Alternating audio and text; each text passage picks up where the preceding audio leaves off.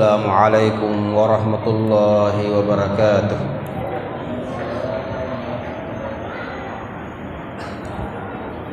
Alhamdulillah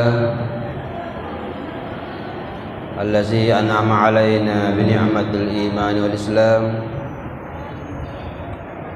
Wassalatu wassalamu ala asyrafil anbiya'i wa khairil anam Sayyidina Muhammad wa ala alihi wa sahbihi ulil kiram, amma ba'd. Kaum muslimin jamaah subuh yang sama berbahagia, salah satu daripada hikmah dari berpuasa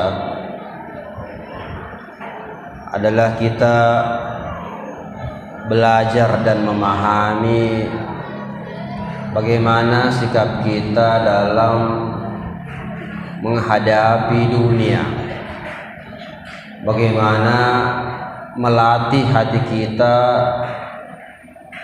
dalam kehidupan dunia ini. Karena yang namanya lino atau dunia itu tidak mungkin kita hindari. Karena mulai daripada bangun sampai tidur lagi, pasti kita tidak akan pernah lepas dari kebutuhan duniawi. Karena kita hidup di dunia. Namun dengan kita diperintahkan berpuasa setiap tahunnya, di samping juga ada anjuran sunnah berpuasa di luar Ramadan, sebagaimana yang dicontohkan oleh Rasulullah SAW yang sangat suka sekali berpuasa sunnah. Itu mengajarkan kepada kita bagaimana etika dalam hal mengatur kehidupan, apalagi yang namanya makan.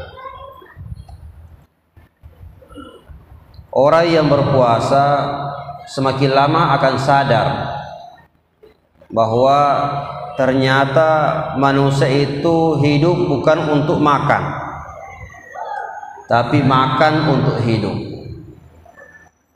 Manusia itu diciptakan bukan untuk minum, tapi minum itu diwajibkan untuk mempertahankan hidup. Manusia itu diciptakan bukan untuk melampiaskan syahwatnya dengan sebebas-bebasnya seperti binatang, melakukan hubungan seksual dengan bebas sesuai maunya dan syahwatnya. Tapi manusia itu disuruh melakukan hubungan seksual untuk mempertahankan hidupnya. Bukan hidup untuk seks, tapi seks untuk hidup. Jangan dibalik. Hidup untuk makan, hidup untuk minum, hidup untuk kenikmatan duniawi. Orang yang berpuasa akan sadar, jamaah sekalian, bahwa ternyata walaupun kita tidak makan banyak, kita tidak akan mati karena kelaparan.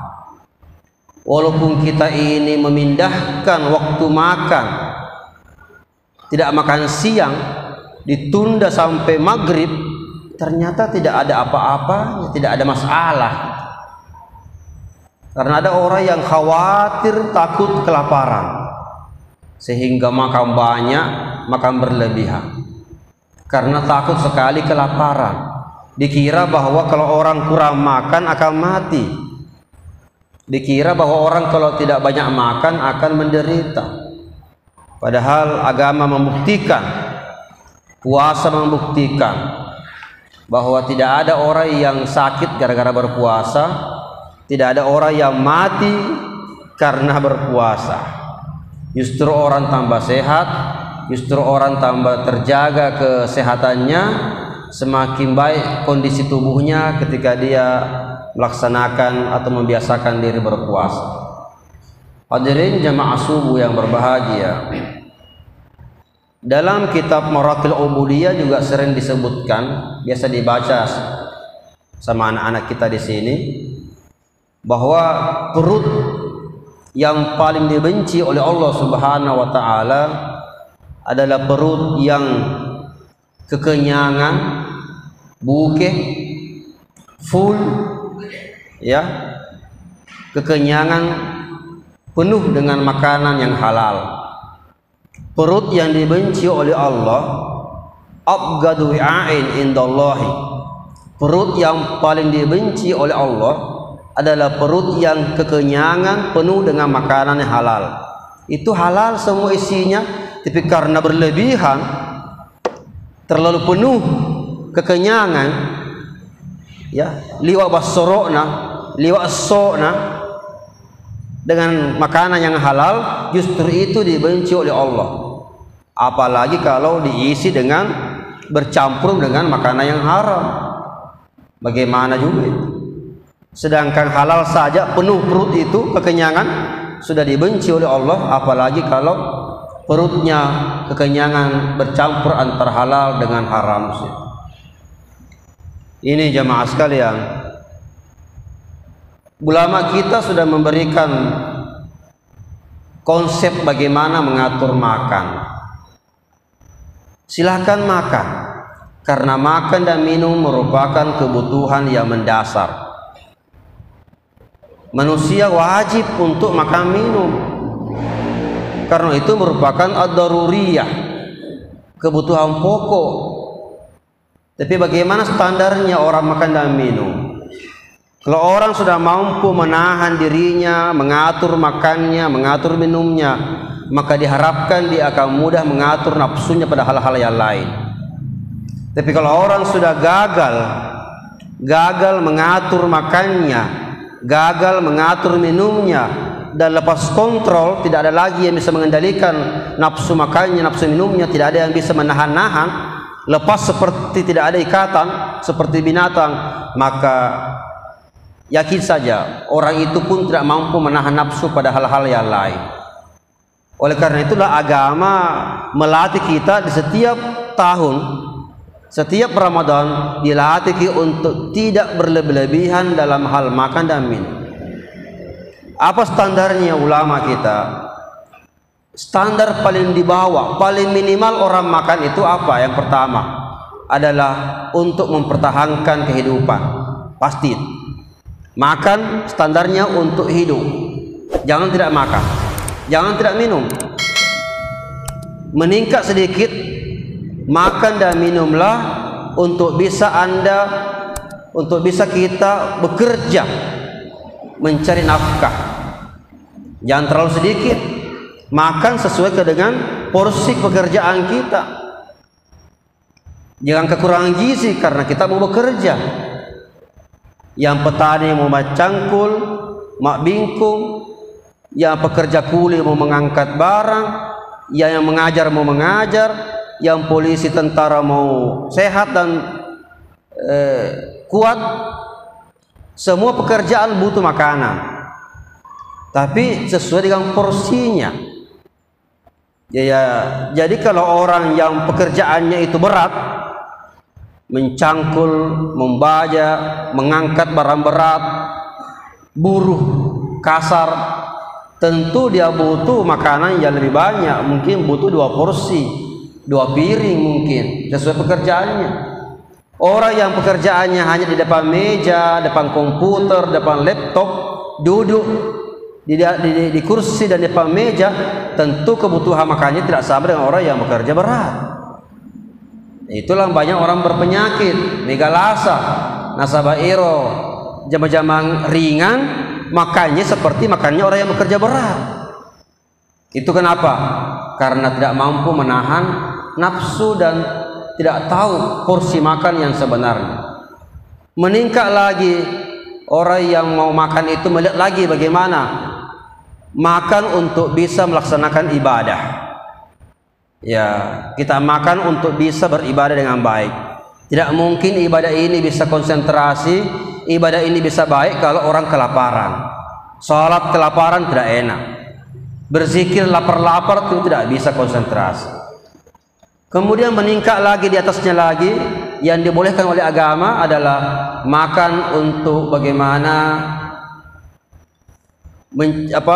mempertahankan nafkah pada keluarga. Bagaimana ini kita bisa mempertahankan kehidupan bisa melayani keluarga, mencarikan anak kita nafkah untuk biaya hidupnya, itulah. Lebih daripada itu, apalagi? Ini yang agama kita hati-hati dengan kelebihan-kelebihan seperti itu. Mazada anil hajah, ini yang berbahaya nih. Segala sesuatu yang lebih daripada kebutuhan, itu yang berbahaya itu yang harus kita waspadai. Kalau sudah kenyami, tercukupi dengan kebutuhannya, sudah bisa bekerja, sudah bisa beribadah, sudah mampu memberi nafkah kepada yang lain, kepada keluarganya, masih mencari yang lebih, apa itu tujuannya? Jangan-jangan untuk sekadar pamer, sekadar hebat-hebatan, sekadar gengsi, sekadar mempuas-puasi nafsunya. Ini yang agama kita, hati-hatilah pada segala yang berlebih-lebihan. Karena yang berlebih-lebihan itulah yang nanti akan membawa kepada yang haram. Yang haram itu selalu ada pada yang berlebih-lebihan. Tapi kalau orang mampu menahannya lebih-lebih, maka mampu juga dia menahan daripada yang haram.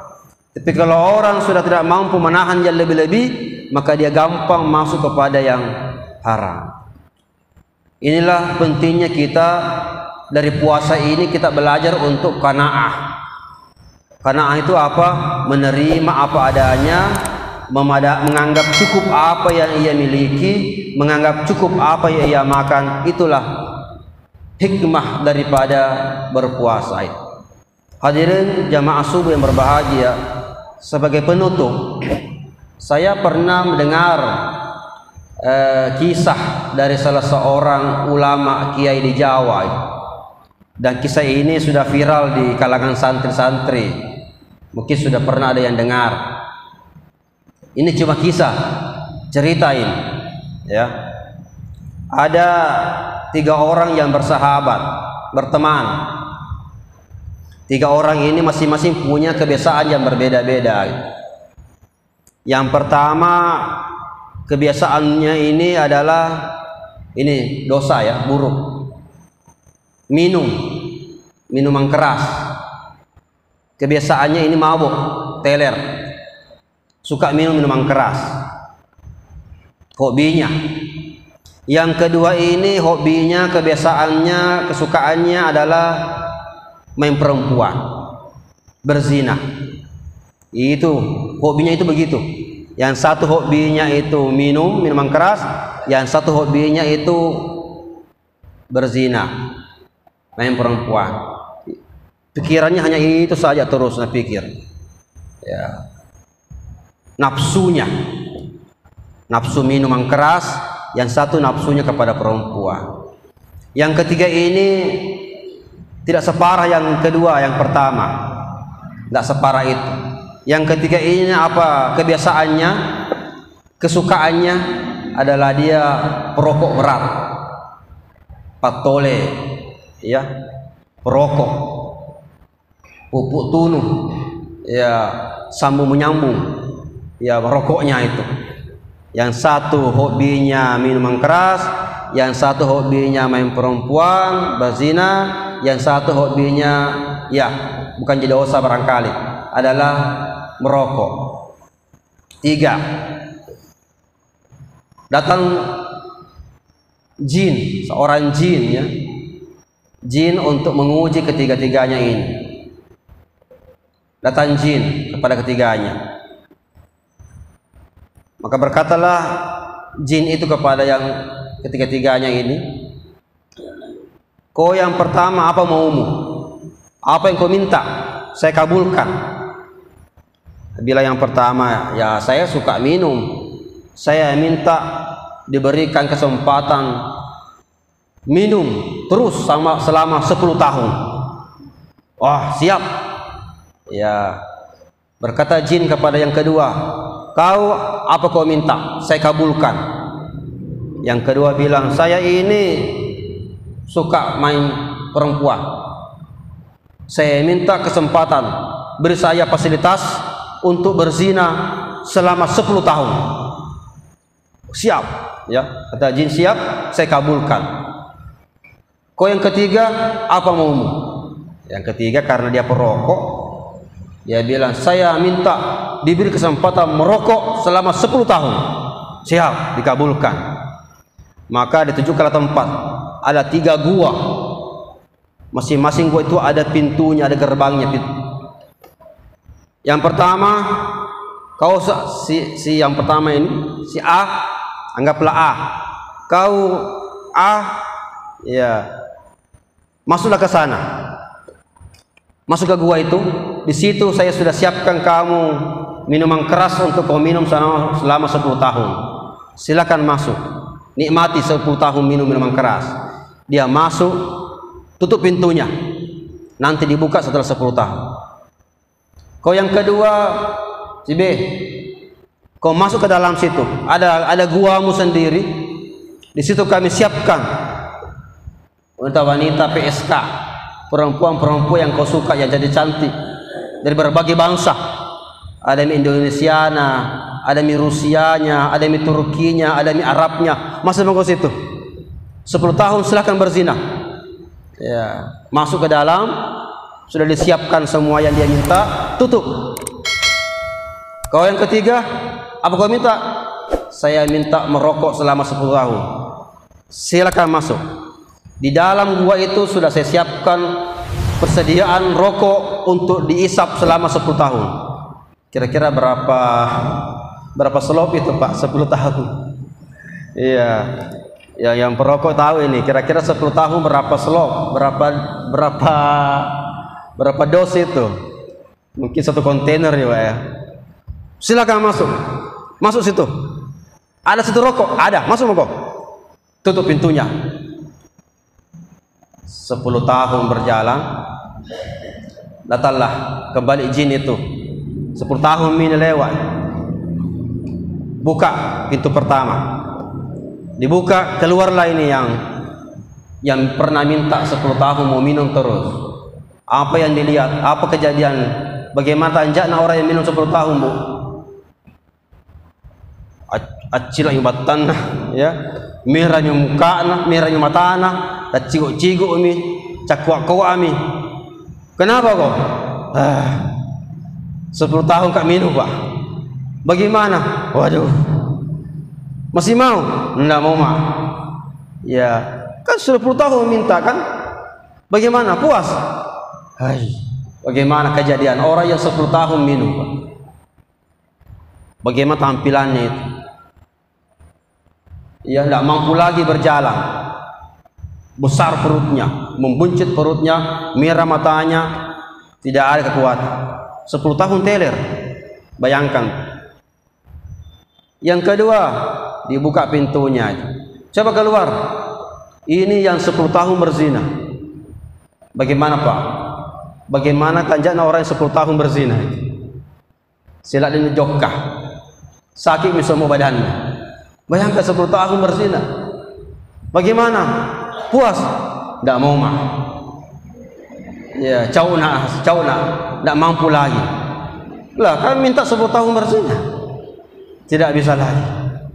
Habis semuanya. Tidak mampu berdiri. Ya, goyang di lututnya semua, tidak bisa. Ya. Nah, yang pertama menyerah. Ya, 10 tahun minum akhirnya menyerah. Yang kedua juga 10 tahun dikasih kesempatan berzina juga akhirnya menyerah. Ya. Keadaannya sangat mengenaskan. Ya. Dibuka yang ketiga. Keluar. Coba yang ketiga keluar. Yang pernah minta merokok selama 10 tahun. Keluar coba. Apa kejadian Bapak? Menurut kisah itu, yang ketiga ini keluar dari gua itu setelah dia 10 tahun disekap dalam gua yang dipenuhi dengan apa yang dia minta, yaitu rokok selama 10 tahun. Keluar dalam keadaan sehat, segar, cerah, bagus badannya. Berbeda dengan yang pertama dan kedua. Yang pertama itu bagaimana orang yang teler 10 tahun. Yang kedua juga bagaimana? Tidak ada, kering semua. Mukanya sudah. Ini yang ketiga ini justru keluar dalam keadaan sehat, mulus, segar. istilah ibu-ibu glowing, ya, glowing. Tapi keluar dalam keadaan sehat, kondisinya seperti itu, justru marah-marah, macai, moro-moroi, langsung mencari itu jin, nak kandat tu kepala jin, nak kandat tok uluna, jinnya marah, kenapa kandat tok saya, kenapa marah-marah? Bagaimana kau ini? Kau simpan saya dalam gua dengan rokok selama 10 tahun, tapi kau tidak kasih saya korek api, tidak ada colokku. Bagaimana saya bisa nikmati itu? Tapi sehat badannya keluar. Kenapa sehat? 10 tahun disekap dalam ruang yang penuh dengan rokok, ternyata jinnya lupa kasih colok, tidak kasih korek api, sehingga dia keluar dalam keadaan sehat tapi marah-marah itu. Jadi jamaah sekalian, ini adalah sekedar kisah saja bagaimana pentingnya kita untuk menahan segala yang berlebihan. Ukurlah apa yang kita butuhkan, berapa yang kita butuhkan, dan apa yang kita ingin sebenarnya kita tujukan dalam kehidupan ini, bukan untuk kenikmatan yang tanpa kontrol, bukan untuk menikmati sesuatu yang sebebas-bebasnya, tapi hidup ini untuk dipakai beribadah, dan kita makan dan minum untuk bagaimana bisa mendukung tujuan hidup kita, yaitu beribadah kepada Allah Subhanahu wa taala dan menjadikan hidup kita lebih berkualitas. Saya kira itulah sekedar apa yang saya sampaikan. Semoga puasa kita seterusnya nanti ini adalah puasa yang menciptakan pribadi-pribadi yang mampu menahan nafsu, mampu menahan diri, mampu memahami apa sebenarnya tujuan daripada kehidupan kita, mampu mengatur mana yang namanya dunia, yang mana untuk tujuan akhirat. Saya kira inilah, semoga ada manfaatnya. Wallahul hadi ila siratal mustaqim. Wassalamualaikum warahmatullahi wabarakatuh. Bismillahirrahmanirrahim. Alhamdulillahirabbil alamin, hamdan yuwafi ni'amahu wa yukafi mazidah. Ya Rabbana lakal hamdu kama yanbaghi li jalalika wa 'azim sultanik. Allahumma shalli wa sallim ala sayyidina Muhammad wa ala alihi washabbihi ajma'in. Allahumma rabbana zalamna anfusana wa illam taghfir lana wa tarhamna lanakunanna khasirin. Rabbana hab lana min ladunka rahmatan wa hayyi lana min amrina rashada. Allahumma inna nas'aluka ridhaka wal jannah wa na'udzubika min sakhatika wan nar. Allahumma a'inna ala zikrika wa syukrika wa husni ibadatik. Rabbana hab lana min azwajina wa dzurriyyatina qurrata a'yun waj'alna lil muttaqin. Allahumma iftah 'alaina tul arifin bi hikmatik wa anshur 'alaina rahmatak wa zakkirna ma nasina wa 'allimna ma jahilna ya zal jalali wal ikram. Rabbana atina fid dunya hasanah wa fil akhirati hasanah wa qina 'adzabannar. Subhana rabbika rabbil izzati 'amma yasifun. Wassalamun alal mursalin walhamdulillahi rabbil alamin. Al-Fatihah.